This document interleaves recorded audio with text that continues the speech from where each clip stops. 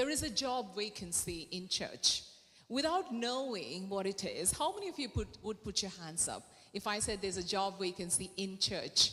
I can only see one hand at the back. No, there's another one. Two hands in a congregation full of people. You know what? I would have expected all of you to put your hands up because it's in church. And in church, it means God will give us the equipment and equip us to do it. You know what the job is for? It's the vacancy for an encourager. And everybody in the church can be an encourager, irrespective of age and what you do professionally, because the Word of God says He has entrusted encouragement in our hearts. A couple of months ago, Gabby gave me a little note, and in it she said, "Oh, Sarina auntie, I really love the experiments you do. You know, such a sweet little letter. I will keep." Because it encouraged me, the purity of her encouragement. It really made me think all of us can be encouragers. Let me take you to Hebrews chapter 10, verse 24. It tells us, "And let us consider how we may stir one another on towards love and good deeds." This word stir really grabbed my attention. So an encourager is a stirrer, a person who stirs up love and good deeds. Does it mean we all need somebody to stir us up? Yes, we do. Yes, we do. The world outside need you and me. We need to be stirrers, stirring up love, kindness, good deeds in each other. We are slowly coming to the end of 2025. And as you all know, the days are going to get shorter, the nights are going to get longer, it's going to get darker.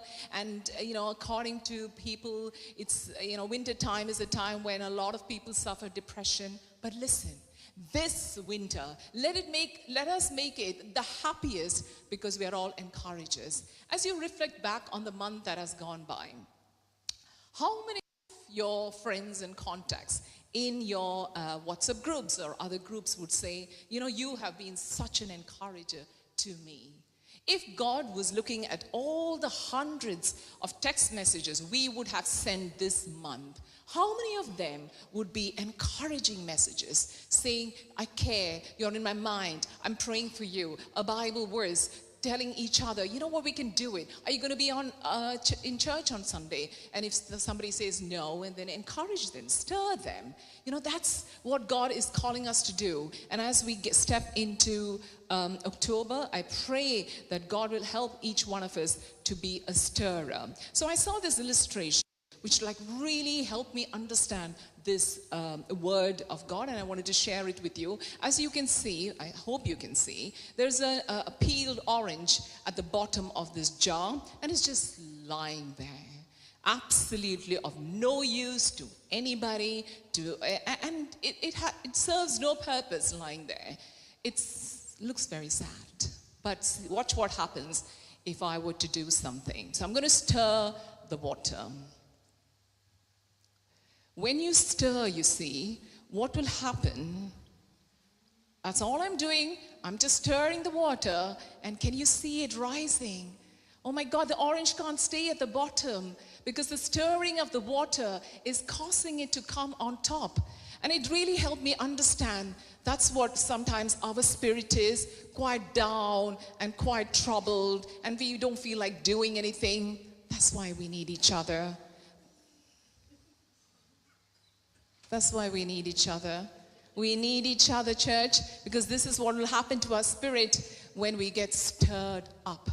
Stirred up. See, when I stop the stirring, it just goes down.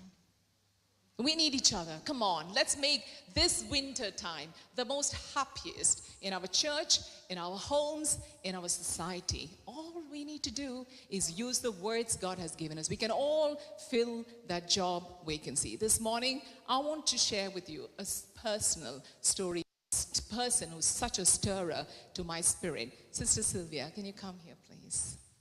So many times, I get up on a Sunday morning and I'm tired and not inspired to do any cooking, to come to church. You know what? And then I opened my WhatsApp group, and we have a little catering group, and Sister Sylvia would have written, I'll be bringing this and this and this and this, around 5, 6 items. And, you know, it really stirs up my spirit. You're such a stirrer, sister. You stir us all up. And we thank God for you. During the week, she's already planning the menu, buying the things, getting ready. A whole Saturday goes. You know what? Stirrer. It's such an easy task to be a stirrer. And tomorrow she's entering a new year.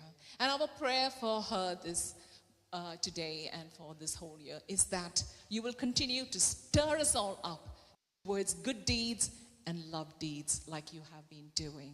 We'll pray for you at the end of the service. Be a stirrer, sister. All of us, we can be stirrers in somebody's life.